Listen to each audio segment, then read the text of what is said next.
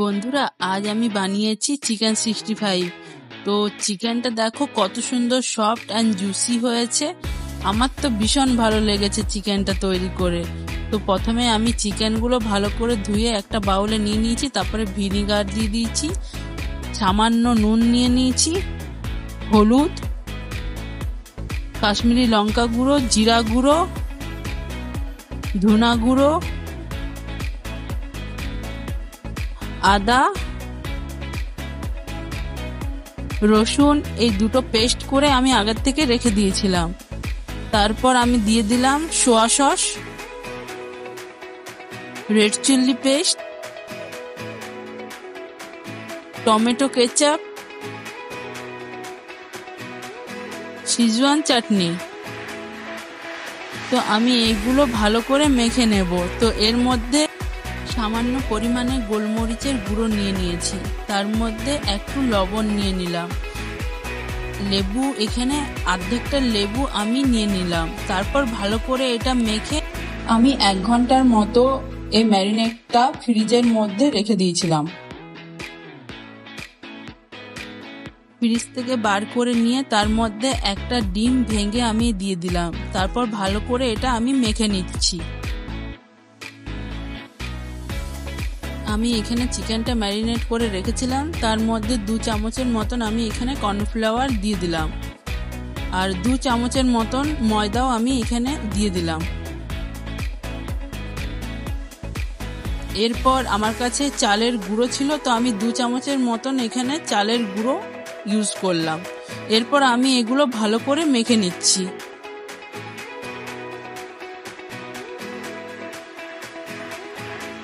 আমি এখানে চিকেনটা সব কটা চিকেনে ভালো করে মশলার সাথে কোট করে নিয়ে রেখে দিলাম। এরপর কড়াইয়ের মধ্যে আমি রিফাইন অয়েল দিয়ে দিলাম। এরপর আমি চিকেনগুলো একটা একটা দিয়ে ভালো করে এপিট ওপিট করে ছেঁকে ছেঁকে তুলে নেব।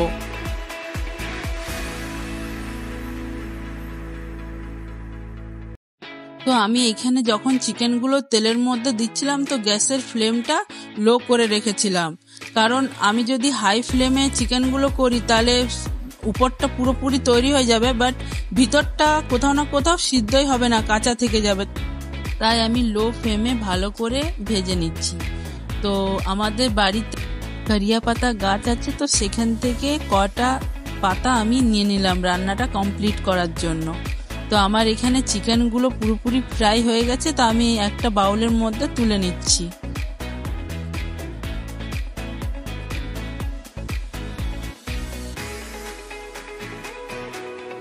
তো আমি এখানে সেম প্রসেসে ভালো করে আরেকবার চিকেনগুলো যেগুলো আমার বেঁচে ছিল ওইগুলো ফ্রাই করে নিচ্ছি।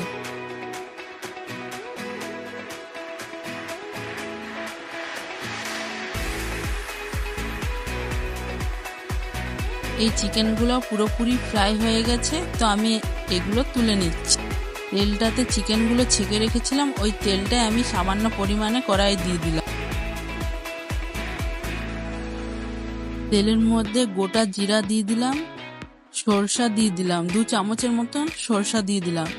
এর মধ্যে আদা কুচনো দিলাম, রসুন কুচনো দিলাম, আর লঙ্কা কুচনো দিলাম। এরপর আমি যে কারিয়া পাতা নিয়ে রেখেছিলাম ওই কারিয়া পাতাগুলো এখানে দিয়ে দিলাম। কারিয়া পাতাটা দিতেই হবে, টেস্টটা আরো সুন্দর আসবে তার জন্য।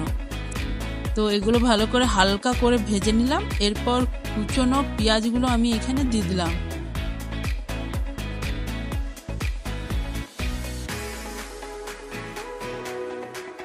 আমি তারপর ক্যাপসিকামগুলো দিয়ে দিলাম। তো আমার এখানে সবগুলো দেওয়া হয়ে গেছে। এরপর ভালো করে নেড়ে জাস্ট হালকা ফ্রাই হবে, বেশি ফ্রাই করা যাবে না। হালকা যখনই ফ্রাই হয়ে যাবে তার মধ্যে কাশ্মীরি লঙ্কা গুঁড়ো দিয়ে দিলাম, জিরা গুঁড়ো দিয়ে দিলাম, দিয়ে ভালো করে ওটা নেড়ে নিতে হবে।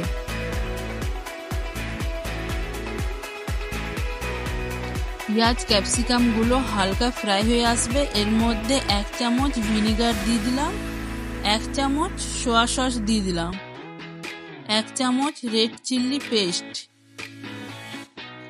1 চামচ সিজওয়ান চাটনি। তারপর আমি সামান্য পরিমাণে টমেটো কেচাপ দিয়ে দিলাম। তো এগুলো মেশানোর সময় গ্যাসের ফ্লেমটা হাই রাখতে হবে আর ভালো করে নাড়াচাড়া করতে হবে এটা, যাতে নিচে লেগে না যায়। এখানে আমি সামান্য পরিমাণের মতো নুন দিয়ে দিলাম। এরপর কর্নফ্লাওয়ার 2 চামচের মতো আমি এখানে কড়াইয়ে দিয়ে দিলাম, তার মধ্যে খানিকটা কিছুটা জল দিয়ে দিলাম, দিয়ে ভালো করে এটা হালকা হালকা গ্রেভি টাইপের করে নিতে হবে। তো ফ্রাই করে রাখা চিকেনগুলো আমি কড়াইয়ের মধ্যে দিয়ে দিলাম, দিয়ে ভালো করে এপিট ওপিট করে গ্রেভিটা পুরো মাখিয়ে দিতে হবে। তো এটা কোনো গ্রেভি থাকবে না, যেহেতু এটা চিকেন 65, তাই এটা পুরোটাই ড্রাই থাকবে, কোনো গ্রেভি থাকবে না। চিকেন 65টা পুরোপুরি রেডি হয়ে এসছে। এরপর গোলমরিচের গুঁড়ো সামান্য পরিমাণে আমি এখানে দিয়ে দিলাম, তো কারণ খুবই ভালো লাগে খেতে, তার জন্যই আমি এটা ইউজ করলাম। আমার এখানে চিকেন 65 রেডি হয়ে গেছে। এরপর আমি এগুলো একটা পাত্রে তুলে নিলাম। তো চিকেন 65টা এত টেস্টি লাগে খেতে, কিছু বলার নেই। তোমরা যতক্ষণ না নিজের বাড়িতে তৈরি করে খাবে না, তোমরা বুঝতে পারবে না। তো এই রেসিপিটা একবার বাড়িতে বানিয়ে তোমরা খেয়ে টেস্ট করে দেখবে, নিশ্চয়ই তোমাদের খুবই ভালো লাগবে। আমার তো ভীষণ প্রিয় একটা খাবার। তো বাড়িতে কোনো ওকেশন বা কোনো যদি প্রোগ্রাম থাকে, তো তোমরা যদি এই খাবারটা বানিয়ে ফেলো তো জাস্ট বাও, কোনো কথা হবে না, সবাই পছন্দ করবে। আর এত সুন্দর খেতে লাগে বিশ্বাস করা যাবে না, যতক্ষণ না তোমরা বাড়িতে নিজেরা বানিয়ে টেস্ট করে তোমরা বলবে। তো বন্ধুরা, আমার এই রেসিপিটা তোমাদের যদি ভালো লেগে থাকে তাহলে লাইক, কমেন্টস, আর ইউটিউব থেকে যদি দেখছো তাহলে সাবস্ক্রাইব করে দিও, আর ফেসবুক থেকে দেখে থাকলে ফলো করে দিও। Bye bye.